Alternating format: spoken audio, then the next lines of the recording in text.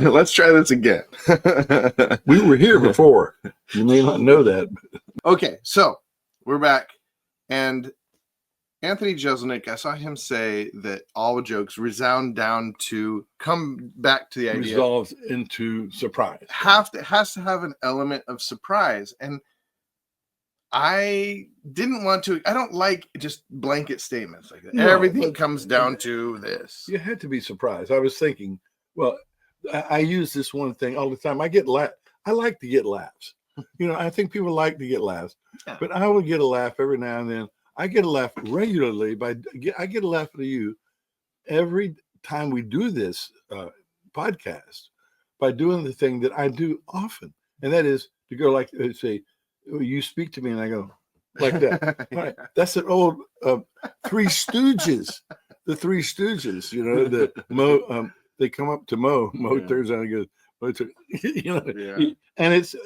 and especially women will laugh at me because I'll be reading a book. They'll say, "Mr. McNeil," and I go, and they laugh every time. It's wonderful. Surprise. People are surprised. I was thinking about jokes the other day. I'm less and less more and more put off by jokes, probably because I haven't learned a good one in a while. But I did hear one, Norm Macdonald. You can get him on internet all the time. Poor guy, he's gone now. But he told a joke about the moth that went in to see the podiatrist. And you know what a podiatrist? You've heard this joke? Oh yeah. I'm a big Norm Macdonald. Everyone's heard this joke. No. A moth, a moth that goes in to see a podiatrist. And the podiatrist asks him what's going on. Well, he tells him a long story, sad story about his wife leaving him and taking up with another guy, and how he can't sleep at night, and so on. And his son is now alienated from him because he's divorced from his wife, and so on. And so it's a long story, and you think, what's a podiatrist? I think it's a psychologist. No. Excuse me. No. Podiatrist has to do with your feet. Right. So the podiatrist asked him, well, how come you came in to see me? He says, oh, well, your light was on. He's a moth, right? Now it's a surprise because I'm thinking the whole time, this is exactly what you're thinking. He should be seeing a psychologist, not a podiatrist. But you could tell that whole long story as long as you wanted to. And the surprise at the end, that, well, your light was on. That's going to be funny. So, it's a surprise that why would that happen? Even if it's something, of course, the best surprise is when in a joke or something funny, it's so familiar to you, but it comes unexpectedly in someone else.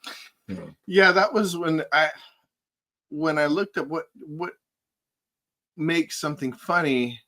The other thing, other than surprise, that came up was familiarity. And of course, I've talked a lot about this with my friend Joseph. We had a podcast about humor, and we had sort of a Venn diagram and familiarity connection. I often do that when I'm thinking about jokes. Venn diagram. Venn diagram, where the results or the some jokes are the cause of humor. There's different things. There's familiarity. Okay. There is surprise, but there is also sort of a certain uncomfortability. Relief. Pity. Relief is one of the things we talked about. Now, relief and surprise are very. Surprise it has to be like a surprise that causes you to think. Positive surprise, right? It can't be negative surprise. Like, oh, that's depressing. Yeah. Like when he says, "Oh, your light was on." It relieves you to know why he's there. Yeah. And it's okay, you understand it, and it's not anything bad. Yeah. Right? You don't want to talk about death, torture, suffering. It is not funny. Right. It's only when it's familiar to us. Why is it? You see, that's my stock is the reaction. That thing that gets last, that will until probably I pass away. But some comics, probably only in their youth or mostly in their youth, use the pratfall. You know what that is? That is just falling down. Johnny Carson used to do that until he hurt his back. And but it's funny. Somebody falls down. Now I can't think of any other thing. People slapping themselves in the head, that may be funny. I don't laugh at it. People say boom, boom. Well, now, well, you're talking about physical comedy. Yeah. Okay. Something. When it comes down to a joke, okay. I wasn't expecting that. Yeah. Let's bring it back to scripture, though. The only thing I could really find, of course, the most famous place where somebody laughs is when Sarah laughs, and she laughs out of surprise, right? God says you're going to have a kid. Yeah. She laughs out of surprise. Abraham also laughs. Yeah. God tells him he's going to be the father of multitudes, as numerous as the stars in the sky, and Abraham laughs. Mm-hmm. Jesus refers to that in the New Testament. I think he says, Abraham saw my day and was glad. Mm-hmm. So he was glad. That's a glad laughter, not laughter. There is a laughter that's not necessarily happy. It's not necessarily joyful. It got to be happy. You're laughing, right? But there is a laughing that is okay. You're talking about Sarah. That's joyful. Abraham, joyful. Mm-hmm. There's derision. There's a laughter, scorn. There's a lot of laughter. There's laughter. They laughed at Jesus. They laughed at him. When they were making fun of him before they took him off to be crucified. They laughed. Yeah, but even there, I mean, laughter is an autonomic response. And what's his name? Yes. Scott Adams talks about how you really know who is influencing when they are speaking, not by clapping. Clapping is sort of a polite thing, but laughter, you can't. You either laugh or you don't. It's automatic. It's automatic. Yeah. You just laugh because I'm sorry, I laughed. It didn't mean to you. Yeah. That's why you cover your mouth sometimes. You laugh. Now, there is the forced laugh of derision, but I don't think that's an autonomic thing. I think that is just it's a communication of scorn when somebody laughs. Yeah, but it may be. I don't think it's forced. I think people, but it comes from an evil nature to laugh at people that are. Well, let's think about where would the surprise or relief or common. Well, there is the common experience. I think sometimes people will laugh at someone's downfall because it's a relief and a common experience of that person got what was coming to them. Well, that's right. Now, that leads me to a very funny incident, which was one of those things that's kind of scornful, but I had to say it was one of those so sudden, everyone had to laugh, but nobody really wanted to in that instance. And this was during the funeral of your grandfather, Tata, Ray Baca. And so Ray Baca, who was a revered figure, not only in our family, but in the neighborhood, in the community, in the city of Albuquerque, we had a funeral for him in a Catholic church, a very beautiful Catholic chapel. And it was all set up. And so we were in the audience. And at the time, Judah was giving the eulogy, and he was standing up on stage. Now, the stage was the corner of the altar area. There was like the raised area where the altar in the Catholic Church, where they put the chalice and other instruments of the Eucharist and have candlesticks and so on. And he was standing in front of that on the corner. Well, Judah is giving a wonderful eulogy, speaking well of his grandfather. We were all listening. Well, here comes the sacristan or the sexton of the church. He's like a man about 40, kind of a bearded fellow, youthful looking in a way, but obviously about 40, 45. And he comes onto the stage behind Judah while he's talking. And he starts lighting candles. And he gets right up behind Judah. We're listening. And he gets right up behind Judah and lights a candle right behind him. Obviously doing something unrelated to what Judah was doing, but completely ignoring what was going on. But obviously bothering us. And we're all thinking, people wanted to go say, hey, stop, get out of here. That's what everybody thought. So we're thinking, what can we do about it? And Judah's going on Judah doesn't notice the guy, No, right? I didn't He's right behind him. So Judah's carrying on a very beautiful speech. And the man behind him goes to light a candle on the table where the candlesticks were, and for some reason steps in some anointing oil on the floor or something, and whoop, goes right on his butt. And everybody couldn't help but go. I mean, it was kind of a scornful laugh, but everybody thought, and I told somebody later, I said, don't tell me there's no God. that guy needed, because once he went down his butt, he kind of realized he had to go off the stage. And we all thought, thank God he's off the stage. Now, it was kind of scornful, but it was one of those things you couldn't help but laugh. You know, you didn't want to. It was in the middle of a eulogy, and it didn't interrupt Judah at all.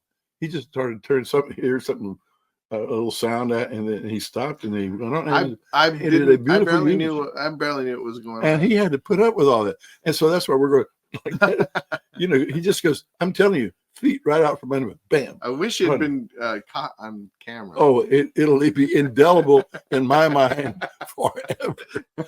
And I think in the minds of everybody that saw it. Your Uncle Dan, I'm sure, your cousin Danielle, you know, it was.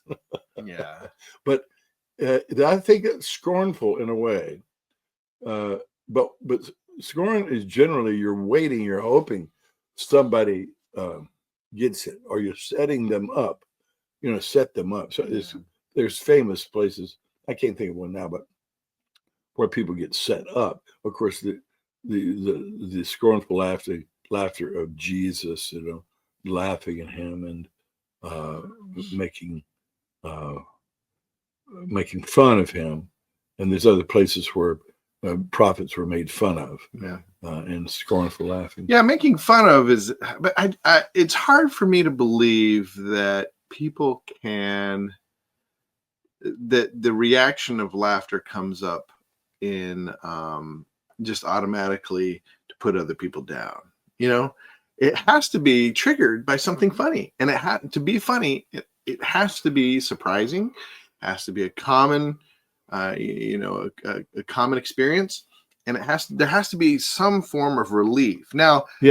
Now, when it comes to Jesus and his crucifixion, now I'm sure many people were looking for. I mean, this is a heavy, heavy situation. No matter whether they realize what was going on or not, any kind of hanging or anything, I'm sure there's laughter.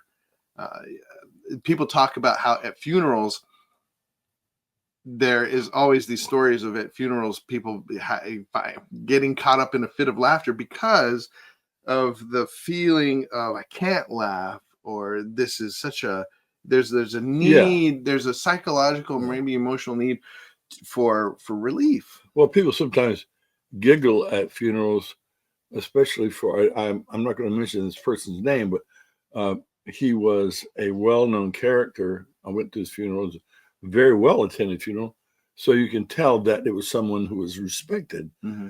On the other hand, someone said such and such a thing about him, and he goes, he's talking about this person. Let's call him Fred. He said, "Well, you know Fred," and everybody goes, and there's a general kind of titter because he was recognizing that Fred could often be painfully rude sometimes, and we all knew, but yet we were all respectful and loved him. But there could be a kind of in fact, that happened in another funeral that I can think of. And the other funeral, they were laughing when they said Joe was the guy they were talking about. And I knew Joe in his last year of his life. And he was beat down. And I was actually working for a charitable ministry. Mm-hmm. And I was working with him. So he was beat down and pitiful. But apparently he'd been a problem in the community when he was younger. And they all were kind of laughing. They said, "Well, Joe something," and they were laughing. And later I stood up and I said, "Well, I'll tell you what I knew about Joe." And I told them the sweetness of his faith in Jesus and his love for me that came out his last year. But I didn't like that there was a kind of a derisive laugh. Mm-hmm. But if I'd have known Joe when he was a young man, when he was a problem in the community, I probably would have laughed. Yeah. Sometimes you just can't help it. You remember, yeah, I know how we had to we had to put up with old Dave, talk too much, whatever. Well, so just thinking about this story, yeah, what would I be able to say to change it really quick, to to add an element of surprise, or to shift it to make us laugh? And I think, thinking about that makes me think how much there's an added element of laughter, of comedy, and that's admiration. I think people have an automatic response of admiration when somebody is clever enough to turn a phrase, to turn what may be a solemn story, to do it in a way that's not random or silly or intelligent enough. It's maybe a little silly, but intelligent enough that somebody has admiration for them. It's like well, yeah. There was a man that people my age will remember, Don Rickles. He had a career of making people laugh by making fun or criticizing people. Yeah. But what made people laugh was that it was he got the point. He recognized something about the person. It might have been. It was at one time. It was President Reagan at this banquet, but that he recognized something that was familiar and put it in a way that kind of surprised us. That he thought, well, that's one way to put it. That's good. I didn't think about putting it that way. So you recognize that he got it and other people didn't get it. Something like that. I wish I could come up with an example right now, but I can't. Yeah, and that's the thing that made me think of admiration, is because it is really difficult to come up with examples, especially on the spot. When you see somebody do it in the moment, when you experience that, there is, and maybe it comes back to the idea of relief, but there is a brightness. I feel a brightness in me to think like, oh, this is good. This is interesting. This is interesting. Yeah. Okay. Here's a laugh I got once, and I always think about. I get laughs out of women more than I get out of men. Men don't particularly appreciate my humor, but I was coming off of a treatment. I had dialysis for my kidneys, and it's not particularly painful, but it is kind of boring. It's 3.5 hours sitting in the chair watching the news or reading something. And sometimes you come off and you're kind of woozy, or you lost energy, or you don't feel so good, But they always ask you, well, how are you feeling? So I'm standing there. You have to be weighed, and then they take your temperature. And so the nurse says, well, how are you feeling? I go, I think, relatively optimistic. See, you laughed. She laughed too. And I thought, they laughed because, well, I would never have thought of it that way. Yeah. What does he mean? Big words, if they're at the right time, can be fun. Yeah. So I get laughs off of that. Big words. Yeah. As long as I don't use them the same time. If I don't repeat them, if I repeat them, then they think, yeah, I heard that before. Well, and that goes back to the idea of surprise. It's when it's revealed, it loses this gleam of surprise. Yes, and that's one of the problems of old age. Is you think, gosh, I get to tell them that story again. And there's really, Judah knows my choice stories, because I look around the table, like if we're having a banquet or a feast or something, and I think, oh gosh, this is a chance I get tell the story about James and the hickory nut. That's right. I mean, that's my favorite story, not because it gets a laugh, but because it's just I laugh. I mean, but anybody who's heard it for the third time, they think, yeah, Dad, let me tell it. That's what Judah's going to do. When I pass on, Judah's going to say at my eulogy, I think this is a good time to tell the hickory nut story. You don't, it is a really, all of you know this, probably, maybe you don't, but it's really depressing and kind of takes the air out of you to have your wife or your husband say, Yeah, I've heard the story before. It came out and said, Yeah. One time I was with James Holiday and that smart guy, and she said, yeah, I've heard the story before. And all of a sudden I go, oh, I'm Bummer. sorry. Yeah. Not only because I'm not going to get a laugh at it, but probably because I brought it down a little bit. Yeah. Oh, You start to tell somebody a story, you heard me go, bummer. Oh, I got to listen to that story. Why is that? But it's exactly the opposite of being surprised.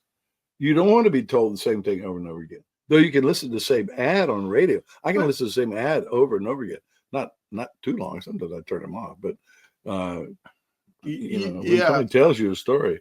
Is the word pedantic? Pedantic? Yeah, what does pedantic mean? That's how I use it. Pedantic to mean that you've heard it before. Yeah. Or it's so dull really, you don't even want to listen. Yeah, it's pedantic means it's difficult to take because I've heard this before. It's pedantic. You're pressing this on me. I don't need to hear it. I pointed out people that when I got to be about 18, everything my mother told me of warning or admonition or anything, I knew that I'd heard that 3 times before. I don't care what she'd have told me something brand spanking new, like I don't know, don't use the toaster on high because it'll burn the toast. She'll say that, and I go, she's told me that 3 times, even though she'd never told me that before. It was she began to be pedantic. And if you were getting that with somebody, like if you're a mother or a dad, older brother, something that could be something to avoid, right? They're not going to be funny. It's going to be painful. Well, it's an opportunity, right? If you are so 2 things. One, Eric Erickson used to hypnotize people by using that, by getting into that pedantic what do you call it, like a repetition rut, and he would do it on purpose. He would just talk about things that would just, it would like put you in a trance in a way, yeah, because they're sitting down. But I always thought that what a great opportunity. You put somebody in a trance, you have them, they think they know what you're going to say. That's the easiest way to get a surprise. There's this guy on the comedian Jiminy Glick, right? And one of his great jokes is, tell me about how you met your wife. And so the person he's interviewing, some star, goes, well, we were back in then I said it was this beautiful woman across the room, and is that what you want to hear? He goes, Jiminy Glick goes, oh, I wasn't listening. It's always a laugh because I can't believe he wouldn't be listening. He just asked me to tell you, right?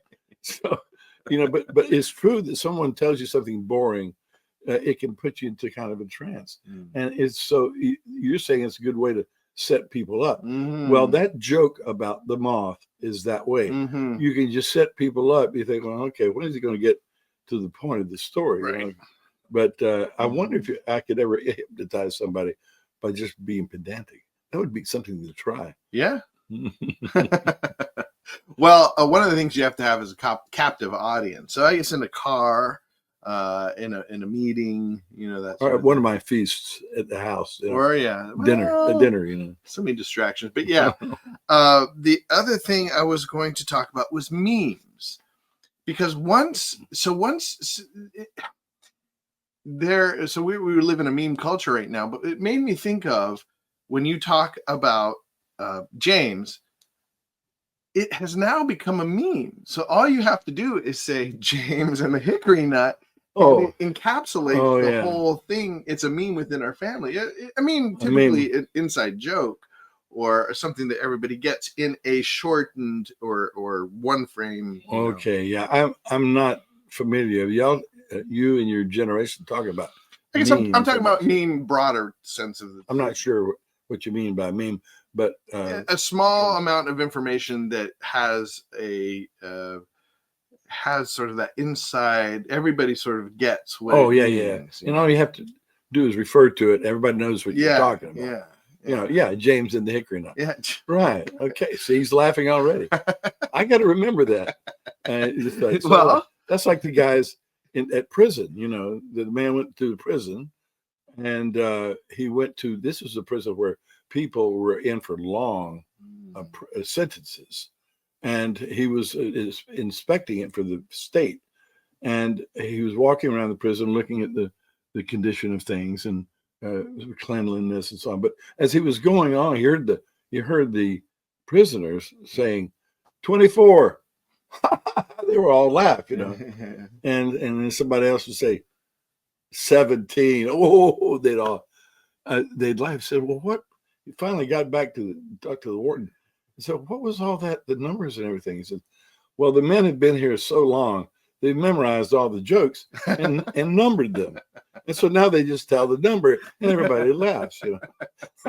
Which that's like a meme, right? Yeah. But of course, numbers don't carry any kind of meaning, so it's better to have like the hickory nut, or I don't know what other kind of meme. Thinking of one of my other jokes, but I can't think of one now. But you could, well, the moth, or the filter feeder. The filter feeder.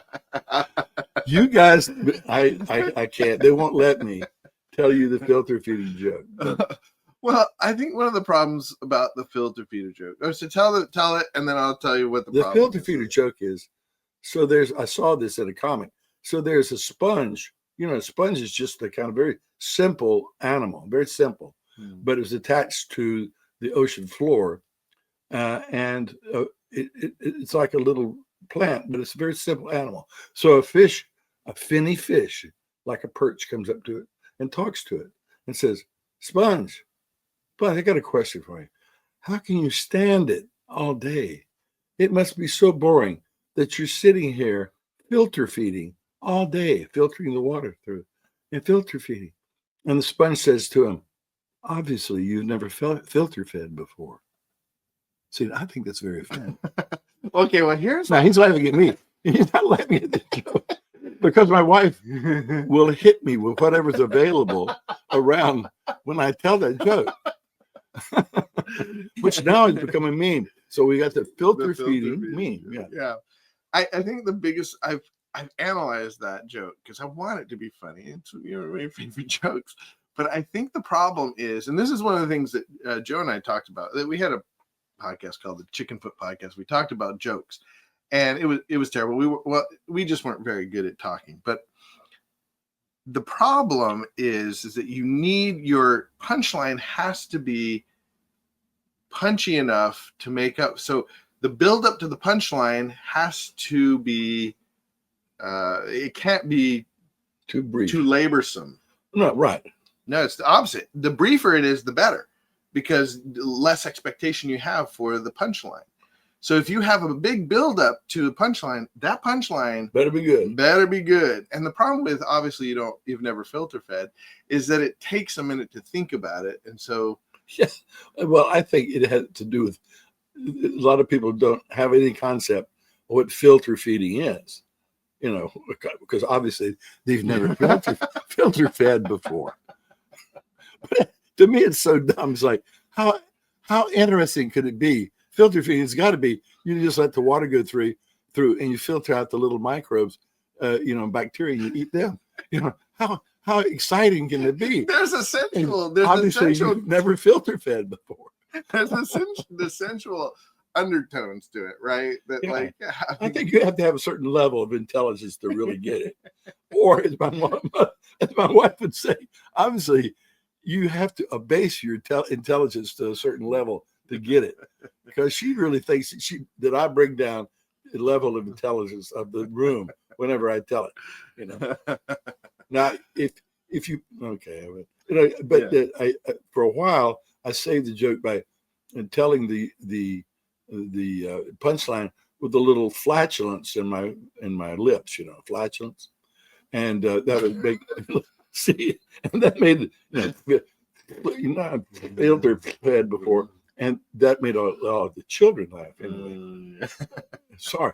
Now, are we getting into silliness, or are we still with comedy? Well, we've pretty much gone the route from the sublime to the ridiculous. But I do want to bring it back to the Christian life, and how do we?